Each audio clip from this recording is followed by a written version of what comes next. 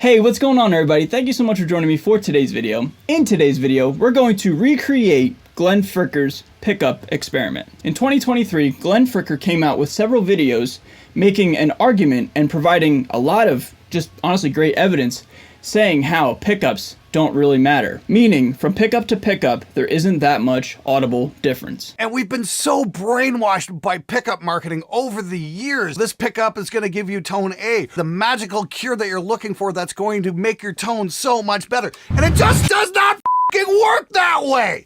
At all! So I'm not necessarily here in my own personal video to prove or disprove that. However, I am genuinely curious to see what would happen if I was to recreate that exact same experiment and or video, and what results would I find? So I haven't done the actual shootout yet, so I'm filming this prior to even knowing what's going to happen, right? However, I did do a lot of preparation this morning for this video. Basically what I did was I grabbed as many guitars as I could and as many strings as I could that would do the job, and I tuned 9 different guitars to drop B. 9 different guitars, 9 different bridge pickups. We're going to be using a DiMarzio Super Distortion, a Harley Benton Active pickup, a stock Gibson 1978 Les Paul Custom pickup that I haven't even really looked underneath the hood to see what it is, probably a T-top. It's old, that's all that matters. EMG 81X, Fender DH1, Seymour Duncan Nazgul, Seymour Duncan Distortion, Bare Knuckle Blackhawk, and the Fishman Fluence Ryan Bruce Signature Bridge pickup. My amplifier for this experiment is not even going to be an amplifier. I'm going to use a plugin. Reason being is because, you know, just trying to keep up with the times, man. Just everybody's doing everything on computers anymore. And although I guess you could potentially get a different result with a real analog tube amplifier,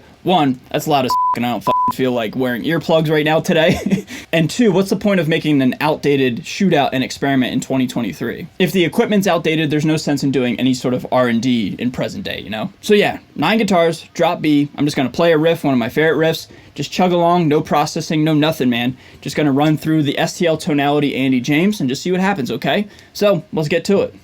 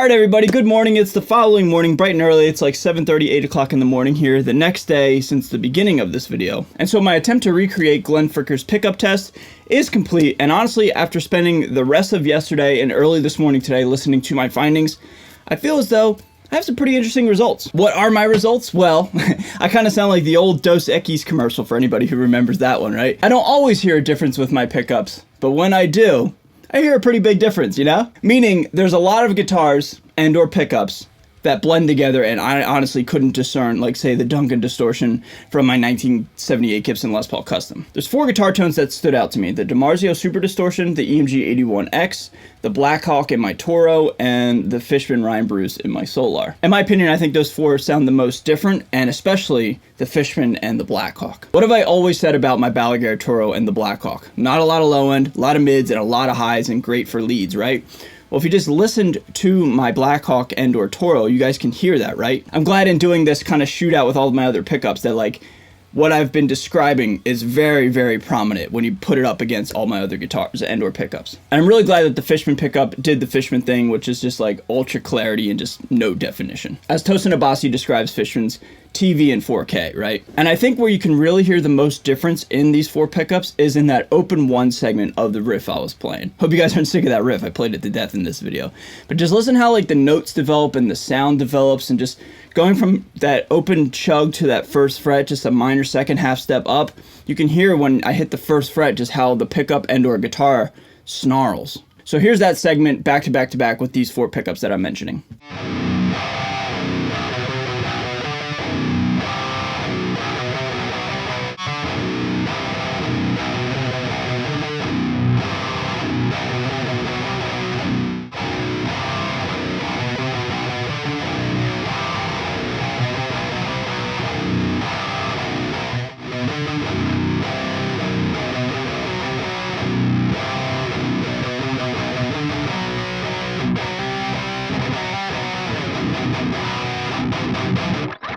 In my opinion, I think the Fishman and especially the Blackhawk sound the most unique compared to the rest of my pickups. So where do we go from here? Well, I truly think that pickups do make a pretty significant amount of difference. A lot of my pickups and a lot of my guitars sounded the same. I'm not going to argue that. But there are a few outliers in the bunch that make a significant difference in tone. If I was to do this video again, I would do it a little bit more differently and not necessarily how Glenn did it, i.e. I wouldn't just have 10 different guitars with 10 different pickups, or in my instance 9 and 9. If I had one guitar with 9 different pickups and then I would just swap them out, that's how I think you can get the most true, honest kind of answer and conclusion with this test. However, God bless anybody who does that, because that is a lot more of an intense experiment and a lot more labor involved. So if anybody does that or has done it, you know, kudos to you, man. But this video right here is not to be confrontational nor combative towards Glenn. It's more or less just like recreating what he already did and just kind of just seeing what would happen if I did it, you know? Because when you're a talking head on the internet and you're talking about gear and giving your thoughts and opinions,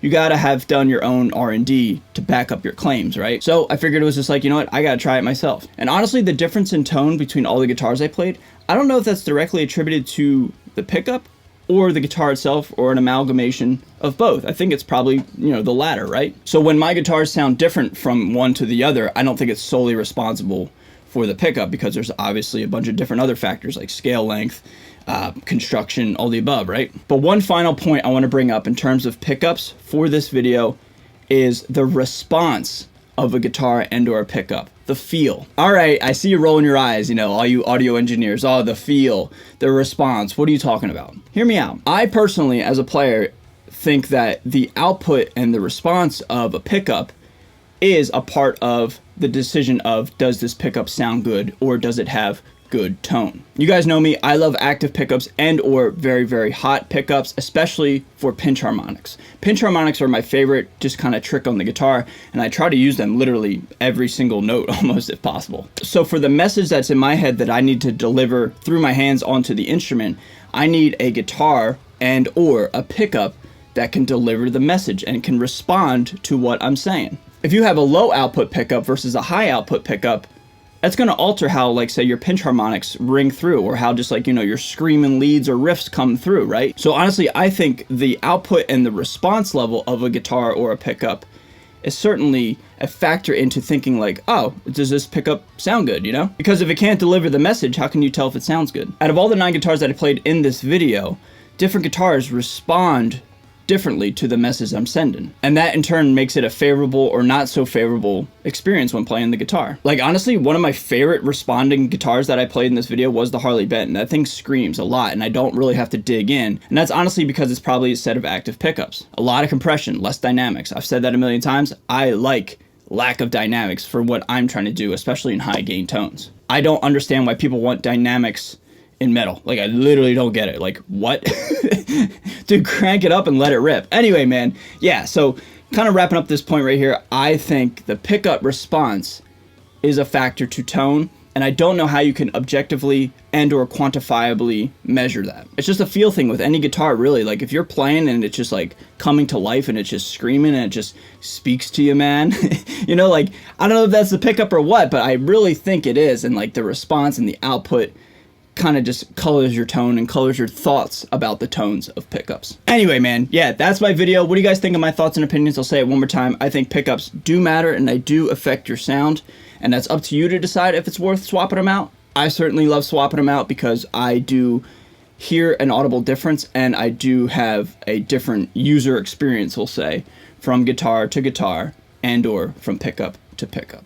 So everybody, with that being said, be sure to subscribe. Thank you guys so much for watching. I really sincerely appreciate you.